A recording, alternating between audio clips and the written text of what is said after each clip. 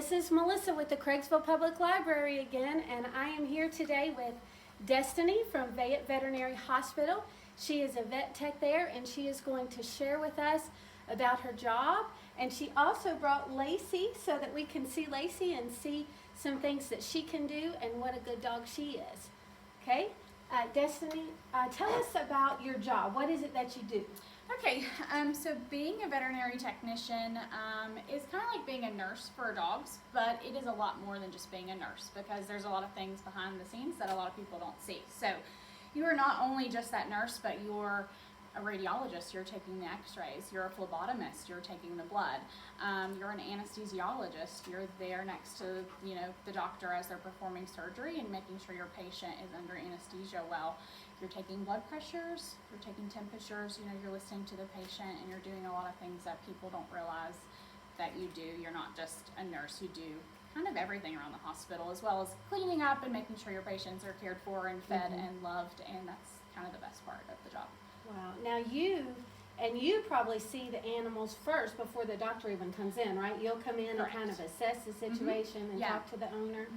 Especially if someone runs in and says, I have an emergency, well then first thing first, you run out the door and you check on that patient. Are they vital? Do they need to be rushed in right away? And then same for your patients who are there for their normal things like vaccines and stuff. They come into the room and you talk to them first and say, hey, what are you here for today? Are there any other problems that we need to address? And things like that.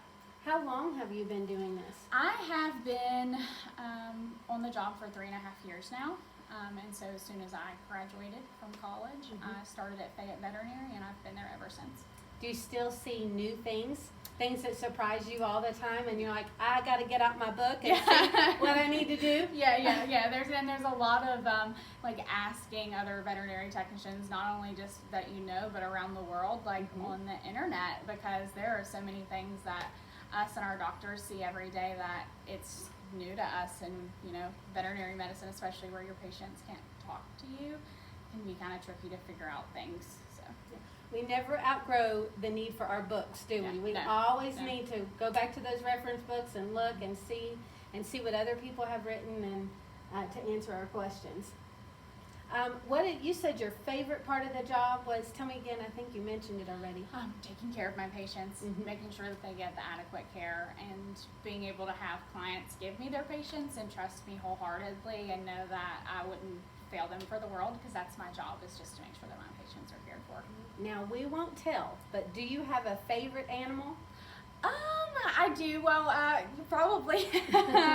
Well, dogs have my heart, and that's just the thing about it. So I do like seeing the cute little creatures, but we get these guys that come in, and dogs really are man's best friend. So.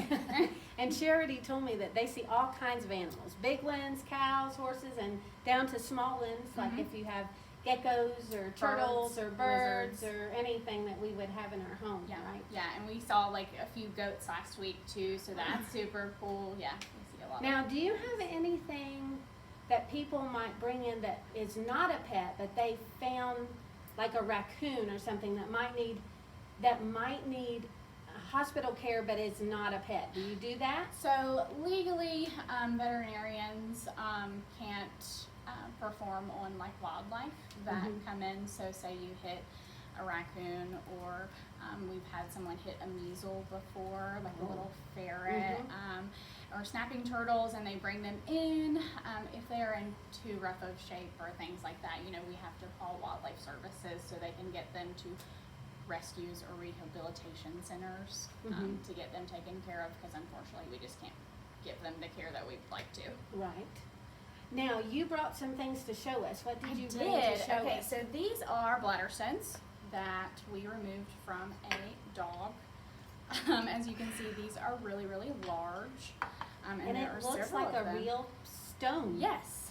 Yeah. And it's like hard like a stone. And this is the actual thing that came out of the That animal. is actually it. And we have So, that's the importance of taking them to the doctor. Yes. Because can you imagine your dog having that inside of them?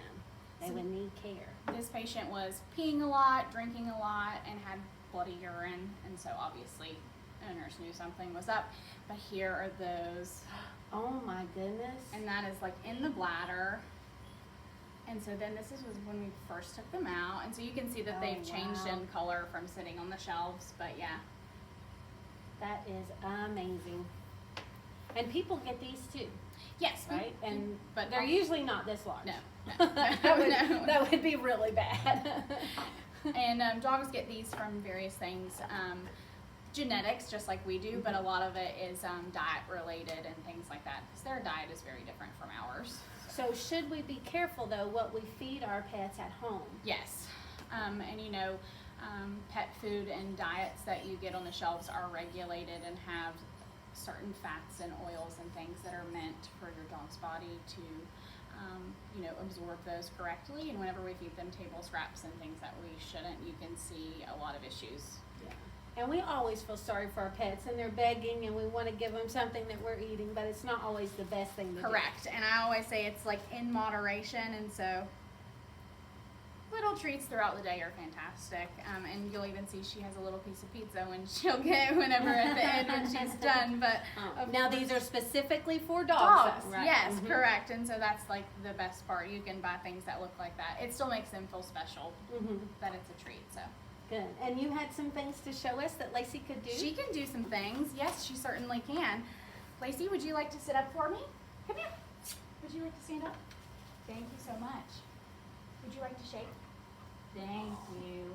Now would you like to speak? Could you speak? Yes. Speak. Good girl. That is fantastic. That's great. Now, how long did it take you to train her to do that? Well, is she a fast learner? She was a very fast learner. She's a German Shepherd, so they are known for being smart dogs. But all dogs are smart dogs as long as you work with them and train them well. And so it probably took her 4 or 5 months to get the hang of doing those things. And ever since, she's never forgot it. But it was just consistent training, treats, and lots of lovins along the way, and she picked it up. And she loves to do those things for people. So How old is she? she is 8 this year, so she's getting up there in age. You're an old doggy. But yeah. Good. That's great. Now, we would love to see if you have pets and if your pets can do special things. Post it, tag us, tag the Craigsville Public Library, and we'd love to see those things too. Before we go, what advice would you give us in caring for our pets?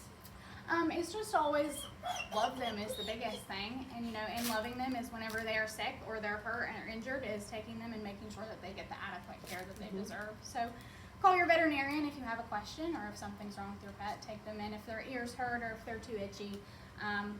I couldn't imagine if I was itchy all the time. That would be miserable.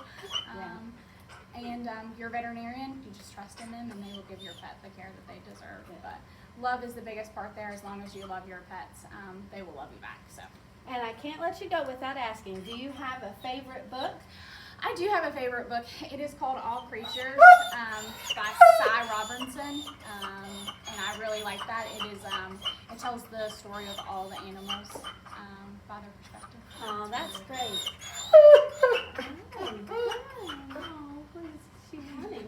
And we have a couple of books down here that I wanted to show you today. We have one called About Pets, and this is a great book for younger readers to read with their parents. There's a side for the parents and a side for the younger reader.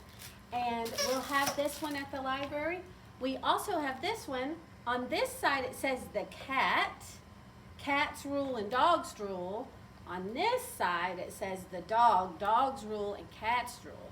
And it's got information about both animals and some jokes and some history about them being pets. So come down and visit us, and we hope to see you soon. Bye-bye.